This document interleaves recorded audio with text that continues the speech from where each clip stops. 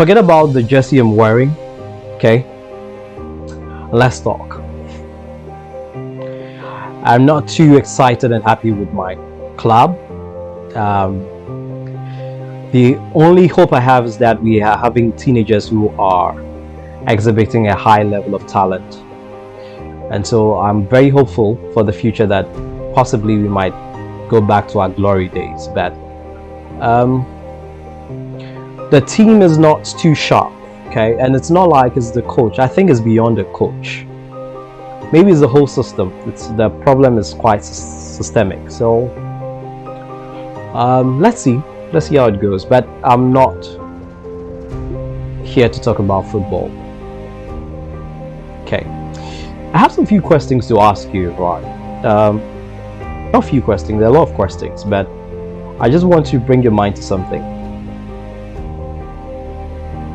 Why do you want money? Why do you want to be rich? Why do you want to live a very comfortable life? Why do you go to school? Why do you aspire to get married? Why can't you get married to anybody? Why do you have to choose who you want to get married to? Why do you want a handsome husband? Why do you want a pretty wife? Why are you a Christian? Why are you a Muslim? Why are you a Buddhist?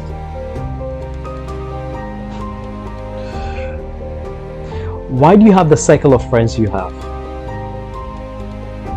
Why are you on social media? Why are you on Facebook, Instagram? Why are you on X? Why are you on Threads? Why are you on Twitter? Why are you on Twitch? Why are you driving the car you're driving? I can go on and ask why are you? Why are you? But the final one I would like to ask, how do you feel if I tell you that I have a secret video about you or an audio that implicates you? Why would you be concerned? No, the last one. How do you feel if you come to the hospital and let's say you come to the lab for a test and I bring out the HIV report and I go like, you're positive. Why would you cry? Why would you be sad? Or I tell you that you've cancer. Yes, obviously you have cancer, so definitely you're going to die. But why would you be worried? Why would you be depressed? So that's the conversation we like to have. Everything we do in this world is because of something. I have taken my time to sit down to think about a lot of things. Why I do certain things. Why am I concerned about the things I do? Why do I invest in perfumes? Why do I invest in the things I invest in? Why do I like this kind of gadget? Why do I want to drive this kind of car? Why do I want so much money to live a very comfortable life? Why am I concerned about what people think about me? Why am I concerned about what people say about me? Why am I concerned about the things I keep on my phones? Why do I even have a password on my phone? Yes, for privacy's sake. But why do I want privacy? It's because there's a force at play, which is a function of our soul. And I want to bring your mind to it. Yeah. When you read the good book, the Bible, and I'm going to use the Bible as a reference not because I'm speaking as a religious person, but because I read the Bible a lot. This year, 27 December, will be my 25th time reading the Bible cover to cover, and it keeps expanding. Yeah, and when I say reading cover to cover, I mean reading it. And sometimes when I read the Bible, I get angry myself because, okay, so let's not go to that, because the very people who read the Bible don't really know Jesus. If you're supposed to go according to what the Bible describes him, it's not what we portray in the environment, but that's not what I'm addressing. The very first thing that according to Genesis, that God gave to man was not dominion. Okay, and so God created man in the image and likeness, and He told them to have dominion over birds of the air, livestock of the earth, over everything that creeps on the surface of the earth, right? So the first thing God gave man was not dominion. Think about it. Because you will lose dominion if you don't grab the very first thing. You will not be able to dominate if you have not intentionally owned the very first thing. Follow the conversation. I don't want to lose you. If I give you dominion and I don't give you this one thing, you will lose dominion. And it's the reason why we have a lot of believers around, we have a lot of people around, we have a lot of cultures around, we have a lot of races around. For example, the African. The African cannot dominate because he has lost the very first thing. The Christian cannot dominate because he has lost the very first thing. And what's this thing? It's called image. It's the very first thing God gave to man. Let us create man in our image, likeness. Then the next thing, let them have dominion. In other words, you cannot have dominion if you have first not understood the first thing, image. Let us think. So the questions I asked, why do you want this? Why do you want that? Why do you want comfort? Is because of the very pressing force that God has placed in the inside of your soul, and that everything revolves around it. That's why you chose the course you want to do. That's why you're doing the profession you want to do. It's because of the image. And that's why, watch this,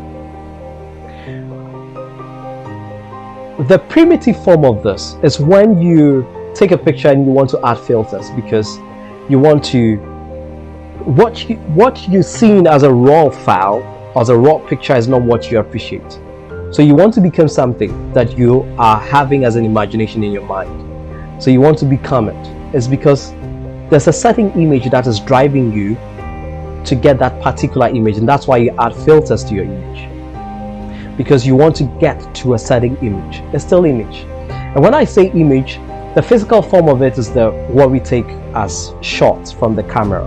But I'm talking about image in terms of persona, what radiates right from your soul. And that's why when somebody says that, I heard this thing about you and I'm so disappointed, it kills you. Because what the person means is that I have a certain image of you, but hearing this diminishes the image. And you want to keep that image. So you hold yourself in high esteem so that you don't find yourself in a place where people talk bad about you. And that's why you don't want your stuff out there.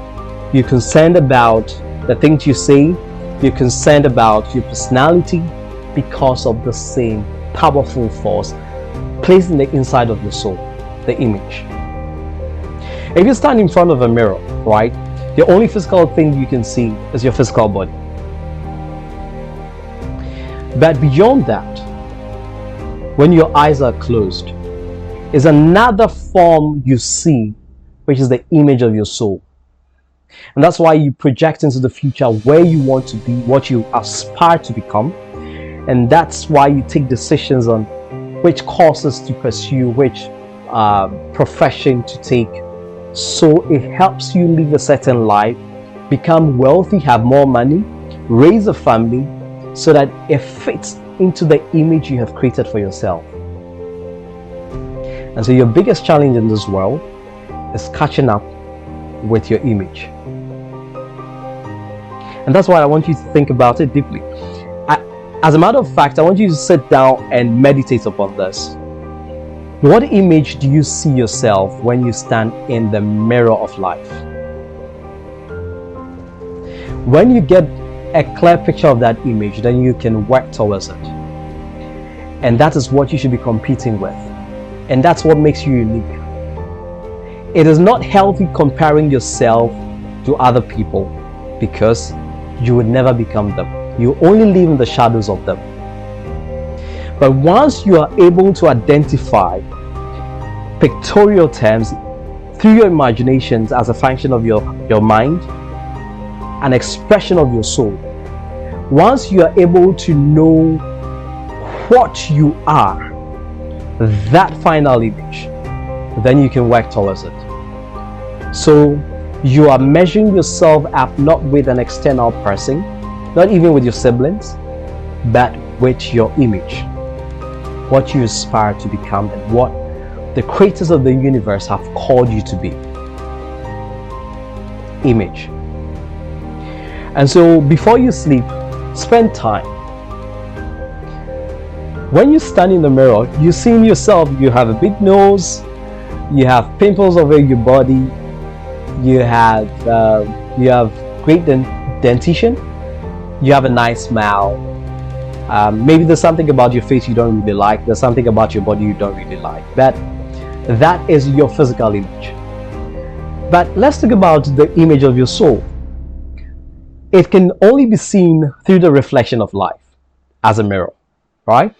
So as you're living daily, getting acquaintances, creating companies, meeting people, enjoying conversations, having chats, facing problems of life, solving problems, educating yourself, schooling, becoming victim, getting out of it, living life, you are learning through this realm to refine yourself to become that express image of what exactly your soul should become through the acquisition of the data you get from the environment and from internal source of the Spirit of God living in the inside of you. Because your soul is a function of the data that accumulates it. So think about your image and how your image looks like right now. If it's not nice, work on it. If you don't like the image of your soul you're seeing and how you're projecting yourself, start accumulating knowledge. Start imbibing data, good information, and you realize that the skin of your soul will start bleaching itself so that you become quite handsome, quite pretty. Yeah. Just like you do with your physical body, investing in perfumes, investing in soaps, investing in cosmetics. It's the same thing you must do with your soul. Acquisition of good and great transforming information and data. It's the only way your soul can become a pretty person or a beautiful person or a handsome man. And don't question your mind, Sergeant. Let your mind do the conversations. I know you don't like this stuff, but listen to it over again and something would come up within the inside of your soul that would help you do exploit. Take care. We'll meet again on this channel. Kindly subscribe, like, comment, and share. Take care. I'm out.